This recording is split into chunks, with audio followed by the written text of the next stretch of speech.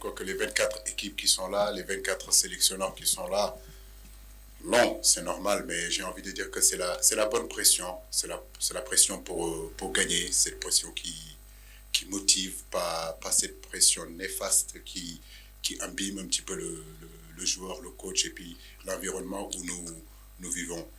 Nous en sommes à notre quatrième CAN, comme vous l'avez dit, et on a magasiné énormément d'expérience alors qu'on n'avait pas gagné.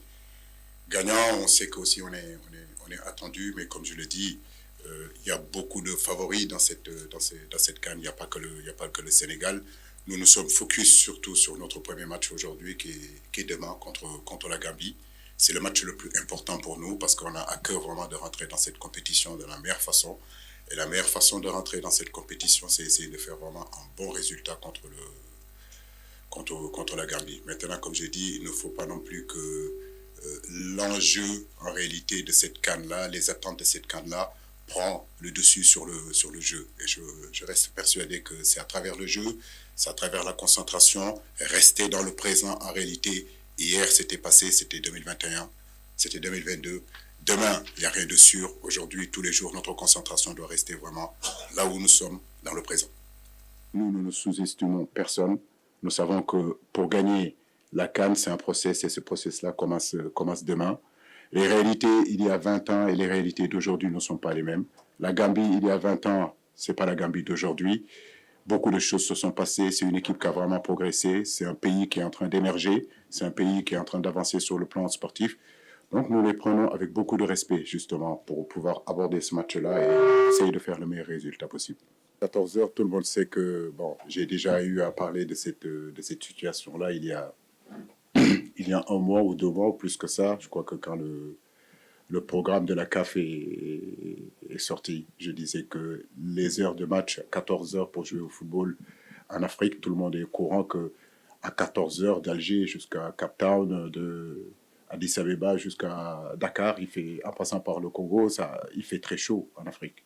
Mais comme je le dis, je le répète toujours à nos joueurs qui viennent d'arriver, nous sommes en Afrique, c'est la CAN, ce n'est pas la Champions League, ce n'est pas la Coupe d'Europe, c'est le continent africain. Il nous faudra nous adapter à cette situation-là. Et je le disais qu'il n'y a aucun médecin, en tout cas, qui préconiserait de jouer à 14 heures.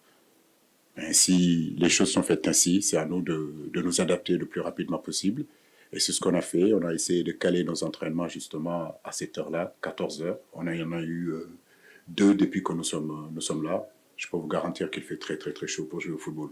Mais à nous de nous adapter. Voilà. Faisons appel bien sûr à la CAF au niveau des planifications des matchs, au niveau des heures, des horaires, de regarder un peu plus davantage si on veut que ces spectacles-là soient là. À 14 heures, il est difficile de jouer au football. Les garçons sont petit à petit en train d'y sortir, que ce soit Pape Matar Sarr, que ce soit Gana Gueye et Nampalys Mendy ont repris les entraînements depuis le 9 on est arrivé là.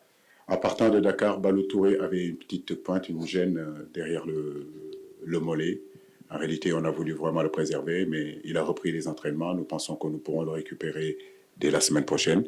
Youssouf Sabali, son genou va bien aussi. Je crois que dans le souci, les médecins ont voulu quand même le préserver parce qu'il a senti une douleur aussi, lui aussi, au mollet. Mais nous espérons vraiment pouvoir les récupérer d'ici la semaine prochaine. Donc, retenez juste que Ghana est de retour, même s'il n'est pas à 100%, je peux compter sur lui. Nampalys Mendy a fait un gros travail. Aujourd'hui, il est prêt. Pour Matassar, en réalité, c'était plus de peur que de mal, mais on a préféré quand même le garder tranquillement et l'amener petit à petit à intégrer le groupe. C'est ce qui a été fait. Et nous sommes optimistes pour Sabali et Balou, Inch'Allah. Boula est un joueur qu'on n'a plus à présenter. Effectivement, j'ai envie de dire qu'il fait partie de nos attaquants les plus prolifiques.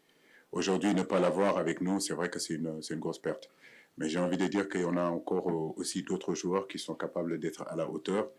Ce groupe-là est homogène. Ce groupe-là, il y a énormément de qualités. Aujourd'hui, j'ai plusieurs choix. J'ai plusieurs flèches à mon arc qui me permet aujourd'hui de pouvoir changer les joueurs. Donc, comme je le dis, ce qui va être important dans ce match-là, c'est qu'on retrouve rapidement l'efficacité offensive qu'il nous faut et surtout être costaud aussi défensivement, d'être attentif sur les transitions de cette équipe-là qui est une équipe, comme je l'ai dit, solide défensivement, capable de défendre, et ils aiment ça, ils aiment défendre et puis jouer en contre, jouer dans des transitions rapides, jouer sur des contre-attaques.